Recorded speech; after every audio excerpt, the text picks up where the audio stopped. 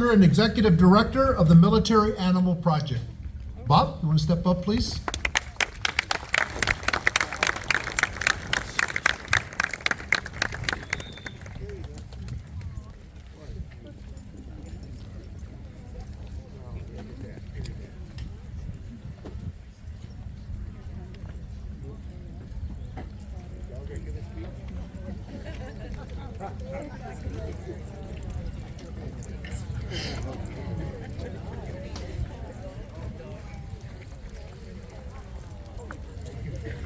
These are our volunteer therapy dog handlers from Military Animal Project.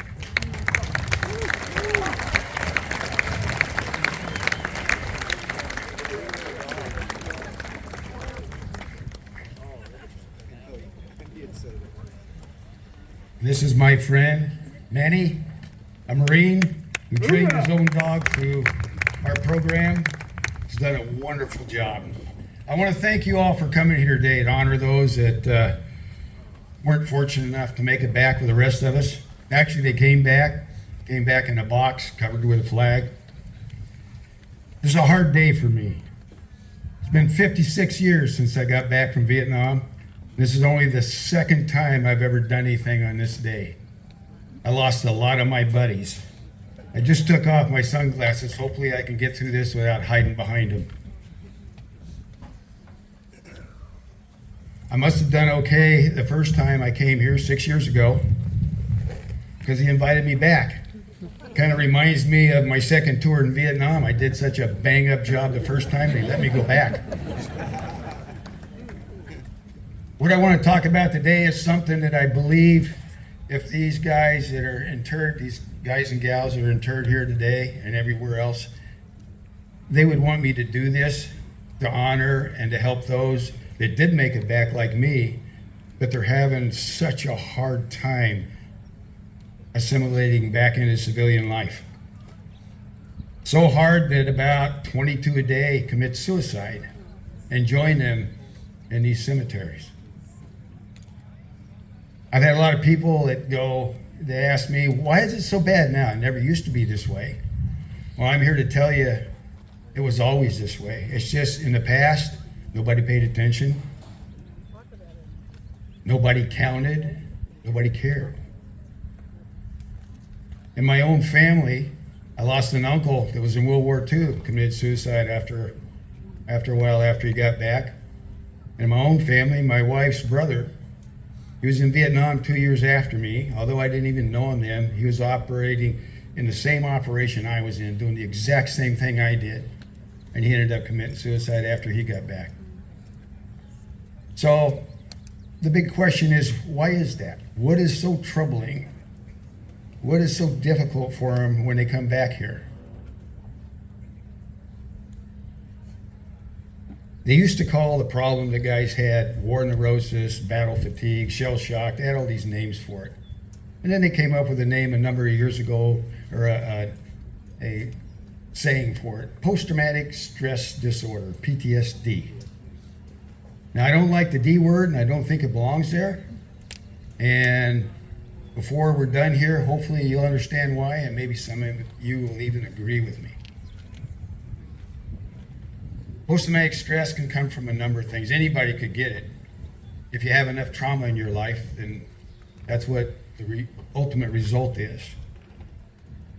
It's been discovered, though, that veterans' post-traumatic stress is quite a bit different. You see, it comes from a prolonged period of many different traumatic events over and over again. So the issues that they have, I'm going to describe four of the bigger ones. There's a lot of issues, but four of the bigger ones are, number one, survivor guilt. There's a relationship you form with your combat buddies that's unlike any other that you'll ever experience. It's a close bond, a friendship that's just hard to describe. When those guys don't come home with you, it's very traumatic. Another issue is TBI, traumatic brain injury. We first became aware of this when our football players that had severe concussions over and over again. In their later years, they started having emotional, mental issues, and A number of them even committed suicide. Then he discovered our veterans have a similar affliction. Some of it's caused from concussions, but a lot of it comes from explosives. IEDs set up by our enemies, and then guys that we know as breachers that set up our own explosions. They found the shock wave. When it goes through the brain, it makes minute tears in the tissue in the brain and causes the same problem as the concussions, just a different cause. And it's insidious. And as of today, it's incurable. It causes things like lack of attention, hard to focus, hard to finish things you start, hard to do detail things. But one of the worst things is they lose their buffer to irritating things. So if I was talking to you and I did this like I didn't know what I was doing, all of you would get irritated by it at some point, some earlier than others. It's your buffer that determines what you can tolerate and what you can't. Well, imagine a guy that has no buffer. How many times do you get irritated in a day? If you got a family with kids, how many times do things happen that just are irritating? What if you couldn't control how you responded to that?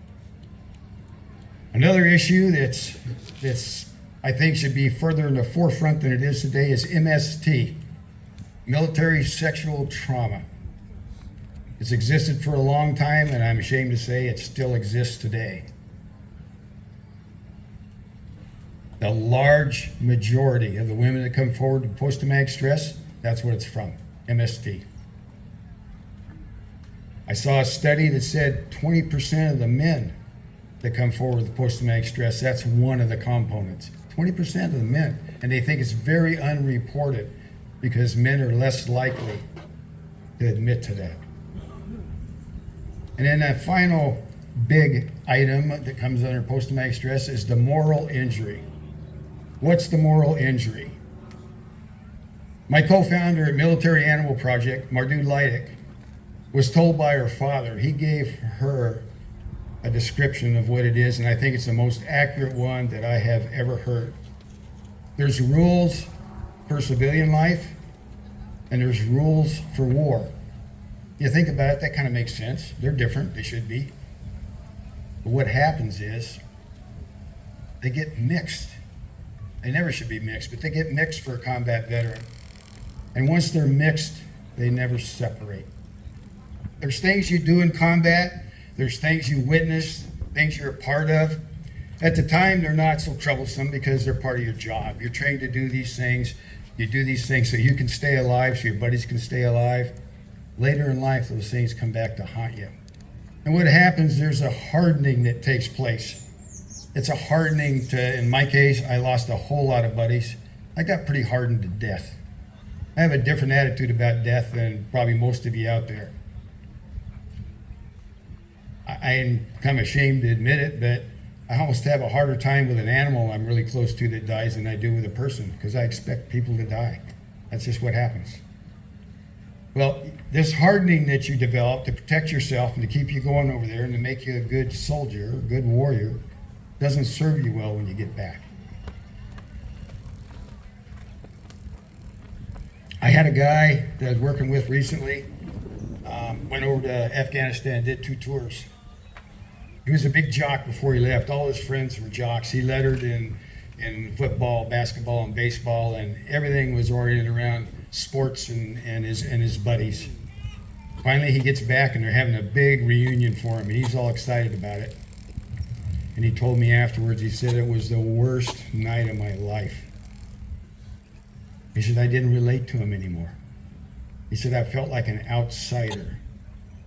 Imagine, these were his good friends. He said, they were kind of where I was when I left, and I'm somewhere else. And then he got serious and stopped. Mid-sentence, he looked at me and goes, how am I going to make friends? Who's going to understand?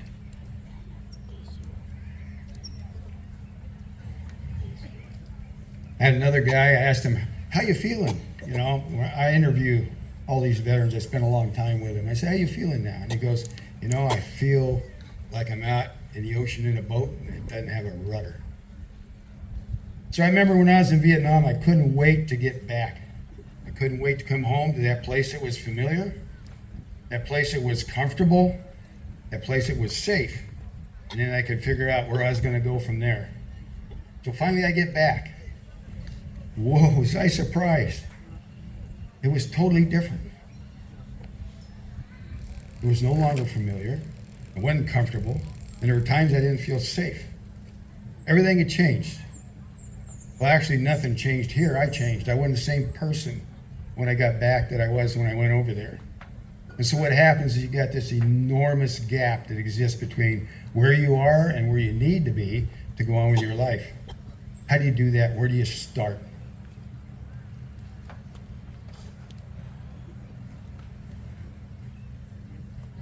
In trying to help people to understand this, I came up with a scenario I'm going to describe here today. It's going to be kind of a little role play. I'm going to ask you to follow along in this scenario I described that could happen to any one of you on a given day, and it'd change your life forever. So before we start, what I want you to do is I want you to think of a couple of your closest friends. If you do that now, please. If you have these friends in mind, we'll begin. So you leave your house this morning. You're driving across town with these good friends of yours, and you get in this horrific accident. And your friends, they don't make it. Somehow you do, but your friends don't. And you watch them struggle to take their last breath, and there wasn't a damn thing you could do about it. Imagine how your life would change from that point forward, how different it would be from the time you left your house this morning. And imagine all the second guessing, even if you didn't cause the accident, all the second guessing, all the what ifs, if onlys, all the little things that could have been different just before that event that would have changed its outcome. Those things will plague you for the rest of your life. So now your day's winding down, police reports are done, people have checked you out medically, you're good, you can go home. You can go back to that place that's familiar, that's comfortable, that's safe, so you can figure out what you're going to do with your life now. So you're in a rental car, you're driving home, you turn up your block, you drive up the street, you look over, and your house is burnt to the ground while you're gone. Now you're sitting in this car out in front of this house, this place that used to feel like home, but it doesn't anymore. Experiencing this trauma you just had. Imagine how you'd feel. The anxiety, the depression, the anger, the frustration, all these feelings. Now I want to digress a minute. What if somebody came up to you at that point in time and said, you know what? Because of the way you're feeling, you have a disorder. I say you'd have a disorder if you didn't feel that way. If your attitude was, well, tomorrow's another day, I'll start over, I'd worry about you. So the reason I don't like that, it keeps a whole lot of veterans from coming forward, especially guys. It goes against our ego. We don't like to admit we might have an emotional or a mental problem. And it's a stigma that sticks with them for the rest of their life. You know, might make it hard for them to find a job. So now let's go back. You're sitting out there. Now what do you do? Where do you go from here? Well, if you're lucky, you got some friends left, and they might be able to help you in the next weeks, months, years, as you try to rebuild something that's similar to what you had before you left your house this morning. Not so for the veteran. You see, the guys that he's comfortable with, the guys that understand, they're scattered all over the world. Some are still in the service. They're all over the world. Those that got out are in their hometowns. Who can he have as a friend? They have a hard time rekindling old friendships. They have a hard time making new ones. There's another problem that they have when they get back, and that's purpose. We all need a purpose in our life if we want to have a fulfilling life. You know, the military is very purposeful. There's a purpose for you, set up for you for everything you do. A purpose for your boot camp training, your specialized training, for your mission. Everything you do has a purpose. Well, now you're out. What's your purpose? How do you start one? It's been given to you for all these times you've been in all this time you've been in the service. How do you develop a new one? There's another issue. Who's going to watch your back? Anybody that's been in combat, any number of combat situations, has probably made it back here because at least once, maybe more often, somebody had his back. And he was watching somebody else's back. That's part of that camaraderie that you get. Well, back here, he's got a real problem all over again. And who's going to help him with it? Who's going to watch his back? And another issue, and this is kind of a tough one, and it's they can't get rid of their past. It's not that they don't want to get rid of their past can't get rid of them. There's things, constant reminders that bring up things they don't want to think about anymore. And I'll give you an example. If you're a combat veteran from Iraq or Afghanistan, there's something that could trigger you just as you're driving along. If I were to ask you, how many bridges did you go over or under today on your way here? You go, huh? What's that got to do with anything? Well, for a combat veteran from Iraq or Afghanistan, that could have been an ambush point. That could have been where his platoon got ambushed and he lost some of his buddies. So he sees one that looks familiar, now he's triggered, he's in his past. And he gets in his past, he gets stuck. How do you get out from there? In order to move forward, we can't do it from our past. We have to live in the now. We have to be present. And that's where they struggle is being present. So at this point, I want to ask you a favor, if you will. I think these guys that we're honoring today, they're interred here and elsewhere. They'd want you to help those buddies of theirs that did make it back, but then are joining them through suicide. How can you do that? Well, there's a whole lot of organizations that have formed to help guys with that. If you can, donate money, even though they're full of volunteers like we have at ours. It costs a lot of money to keep the organization going. Find one that is in line with something that you like to do. So when you get up and go to help them, you feel good about it. It really makes the veterans know you care when you show up. So what I did is I lined myself with an organization. I helped start an organization that uses animals to help our veterans. When I got back, I got along, well, probably still the same. Get along a lot better with animals than I do with some people. That's because they don't come with judgment.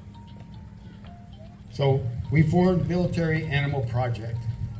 And we provide what we call animal services. And we have three things. One is we have a bunch of volunteers with certified therapy dogs that show up at events, go visit veterans in hospitals and whatnot. And I like these dogs to come to these events because not only are they helpful to people that might be having a hard time, but they're representative of the kind of dogs we like to train for the next thing that we provide. And that is emotional support or service dog. What type of dog we provide depends upon what their therapist recommends for them. And everything we do is free of charge. We never charge a veteran for anything. Then we have a third program we call Equine Buddies. It's a horse therapy program. Horses can do things for the veterans and even the dogs. Yeah. They're a prey animal with the ultimate predator. They end up becoming a mirror of what's going on with a veteran. So we have an intensive 3 to 4 day program where they make a connection with a horse almost like these people have with their dogs. There's two areas where it helps specifically. One is with MST. MST presents very serious trust issues. People that are a victim of that, they don't trust people they meet.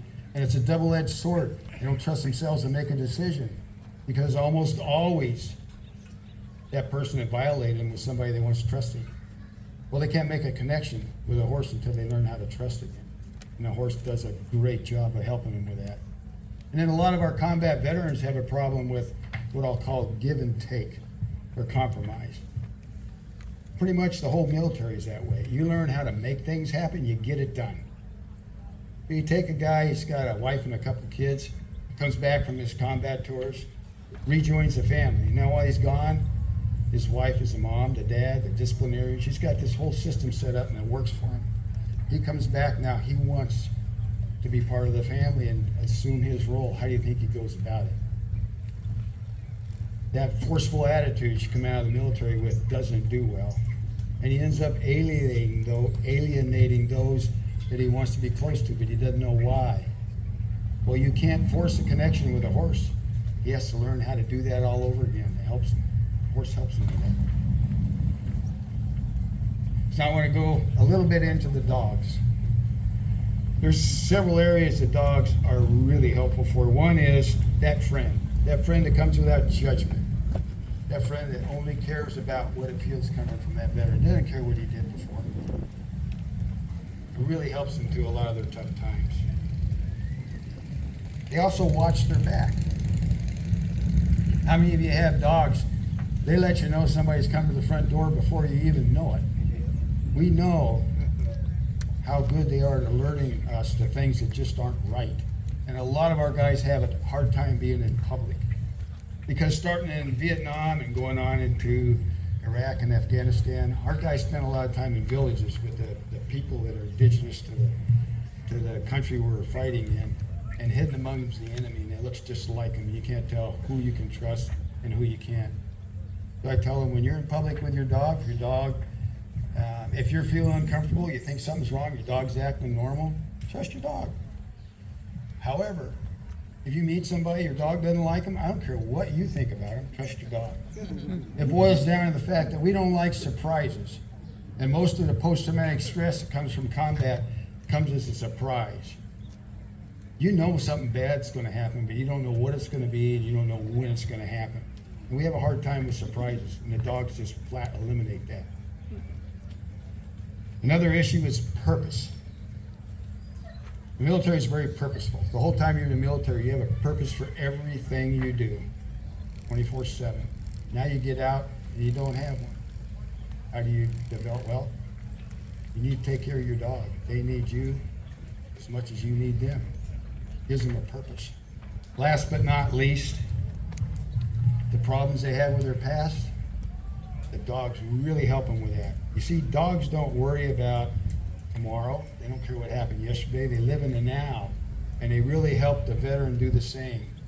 So that morning when that veteran wakes up in bed in that pile of sweat because he's had bad dreams all night long, and he's stuck in his past, and he can't move, he can't get going forward, and that dog comes up, sticks his cold wet nose on his cheek, as if to say, hey buddy, remember me? You know what? I gotta pee. Besides that, it's morning, I'm hungry, and where are we gonna walk today? What's that veteran do? He leaves his past in bed, he transfers to the now, he takes his dog out to relieve himself, takes him for a walk. So you know when you got a tough problem, you got something that's difficult to do, the hardest part's that first step. That dog helps him take that first step, then the rest of them come just a little bit easier. So I tell all these guys I work with, post-traumatic stress isn't curable, but you can learn to live with it.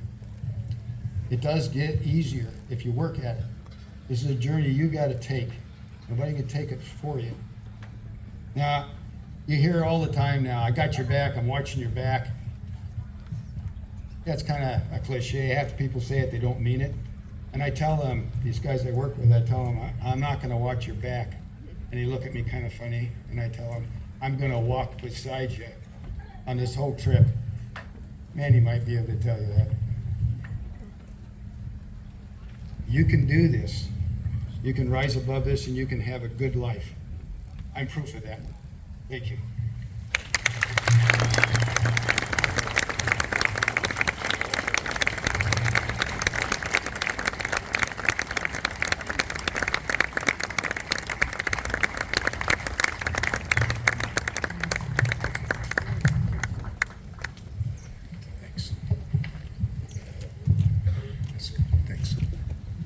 Thank you, Bob, for those good words and that information that you shared with all of us today.